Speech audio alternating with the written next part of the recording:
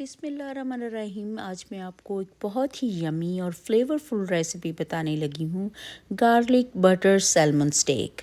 Let's get started. उसको मैंने lemon और सॉल्ट लगा के धो लिया था और उसके बाद अच्छी तरह उसको टिश्यू पेपर से साफ़ कर लिया ताकि सारे स्पाइसेस उसके ऊपर अच्छी तरह से स्टिक हों या अच्छी तरह से लगें। हाफ़ टी स्पून मैंने पिंक सॉल्ट लगाया है और हाफ़ टी स्पून ही मैंने उसके ऊपर ब्लैक पेपर लगाया है और उसको अच्छी तरह से मैं इस तरह मसाज कर दूंगी उसके ऊपर ताकि अच्छी तरह से वो लग जाए उसके ऊपर। और इसी तरह मैंने बहुत छोटी छोटी साइज़ में चॉप करके मैंने गार्लिक लगाया है और उसके साथ ही मैंने हाफ़ टी स्पून मैंने काली मिर्च लगाई और लाल मिर्च लगाई और ऊपर थोड़ा सा ये ऐसे ही ड्रिज़ल किया मैंने ऑलिव ऑयल और उसके बाद हाथ से इस तरह इसको थपथपाएं ताकि स्पाइस अंदर तक चले जाएं। और इसी तरह पिछली तरफ भी इसी तरह मसाज करें उसको अच्छी तरह से।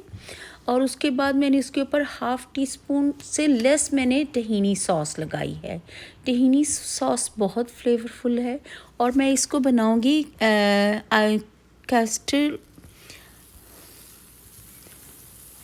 इसको मैं बनाऊंगी कास्ट आयरन स्किल्ट के अंदर। उसके अंदर मैंने 2 टेबलस्पून मैंने बटर डाल दिया है क्योंकि ये लेमन गार्लिक बटर है, सैल्मन स्टेक है, तो उसके लिए बटर तो बहुत ही ज़रूरी है। और बटर आप फ़िश के बनाने इतना अच्छा कॉम्प्लीमेंट करता है, फ़िश स्टेक के लिए भी और बीफ स्टेक के लिए भी और किसी भी स्टेक के लिए, टी बोन स्टेक के लिए, सब के लिए बटर बहुत ही फ्लेवर देता है।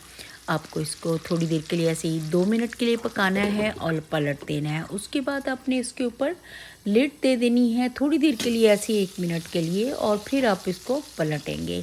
और अपने बहुत नरम हाथों से पलटना है क्योंकि जो सैल्मन स्टेक है वो बहुत जल्दी कुक होती है और बहुत सॉफ्ट मीट होता है इसका, इसलिए आपने बहुत आराम से इसको कुक करना है। और साथ ही आपने और इसको देखते भी जाएं कि उसके किस तरह से बन रही है, क्योंकि उसके ऊपर देखिए वो आयरन स्केल के कास्ट स्केल की उसके ऊपर लाइनें भी आ गई हैं। उसको देख के और ज़्यादा यमी लगता है फूड और टेम्पटिंग लगता है।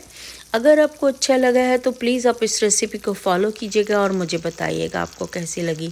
और ये सैल्मन स्टेक इतनी जल्दी पक जाता है और दूसरा भूख मिटाने के लिए आपके लिए बहुत अच्छा है। और अगर आपने वेट लॉस करना है उसके लिए भी ये बहुत अच्छा है।